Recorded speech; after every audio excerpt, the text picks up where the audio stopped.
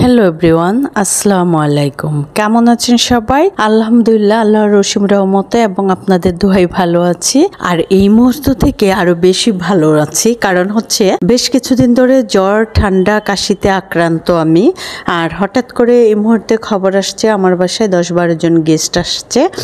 তো স্মিতা আমাকে হেল্প করার জন্যে দৌড়ে চলে আসলো পড়ার টেবিল থেকে।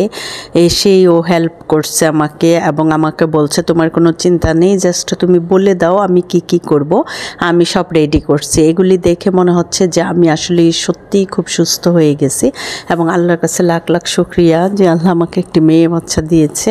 এবং এতগুলি মানুষের জন্য ও নুডলস রান্না করছে। এই ফার্স্ট টাইম সে এতগুলি নুডলস একসঙ্গে রান্না করছে এবং নিজের পছন্দ অনুযায়ী করছে, ও যেভাবে করে সেভাবে। অবশ্য একটু ব্যতিক্রম, ওইখানে ও ডিম অ্যাড করছে, বিভিন্ন স্পাইসি অ্যাড করছে। আর ও যখন একমাত্র নিজের জন্য করে তখন জাস্ট নুডলসটাকে বয়েল করে নিয়ে এর মধ্যে চিজ দিয়ে খেয়ে নেয়, লবণও দেয় না। ও হচ্ছে এই টাইপের। কিন্তু আজকে আমি দূরে দাঁড়িয়ে দেখছি যে ও খুব ভালো এবং খুব টেস্টি নুডলস রান্না করছে।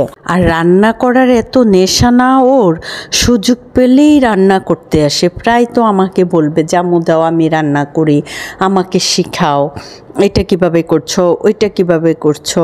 কিন্তু আমি দেই না কেন, কখন আবার অঘটন ঘটে যায়, হাত পুড়ে ফেলে নাকি, সেজন্যে হচ্ছে একটু দূরে দূরে রাখতে চাই।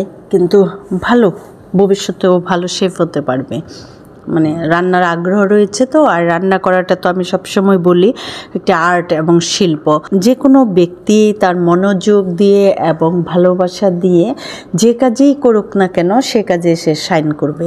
ঠিক স্মিতাও রান্নাটাকে যদিও মন দিয়ে করে তো ও ভালো একজন শেফ হবে, এটা আমি গ্যারান্টি দিতে পারি, যেহেতু আগ্রহ খুব বেশি। তো এরই মধ্যে আপনাদেরকেও দেখিয়েছে যে ওর নুডলস রান্নাটা কেমন হয়েছে। আসলে সত্যি খুব ইয়াম্মি ইয়াম্মি হয়েছে, তাই না?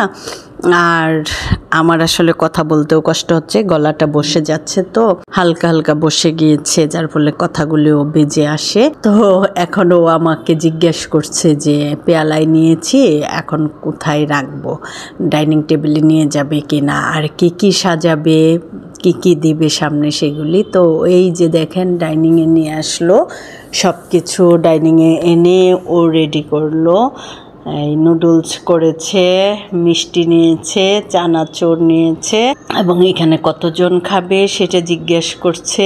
এই যে চামচগুলিও রেডি করেছে, গ্লাসগুলিও রেডি করেছে, মানে ভালোই করেছে। তো আমি মনে করি প্রত্যেক মানুষের জীবনে আল্লাহ যেন একটি কন্যা সন্তান দেয়, কারণ সবার লাইফে একটি কন্যা সন্তান খুবই খুবই দরকার। মেয়েরা মা বাবার দুঃখ কষ্টটা বুঝতে পারে এবং অসুস্থ হলে বা বিভিন্ন কাজে হেল্প পায়, যেটা ছেলেদের মধ্যে খুব কমই, কারণ আমার ছেলে মেয়ে দুইজনের মধ্যে অনেক পার্থক্য। তো যাই হোক, এই ছিল আমার স্মিতার হাতের আজকে রান্না বান্না। আমার আর কথা বলতে পারছি না, কথা বলতে খুব কষ্ট হচ্ছে। তো আমি আপনাদের কাছ থেকে আজকের জন্য বিদায় নিয়ে নিচ্ছি। আল্লাহ হাফেজ, বাই বাই, ভালো থাকবেন সবাই।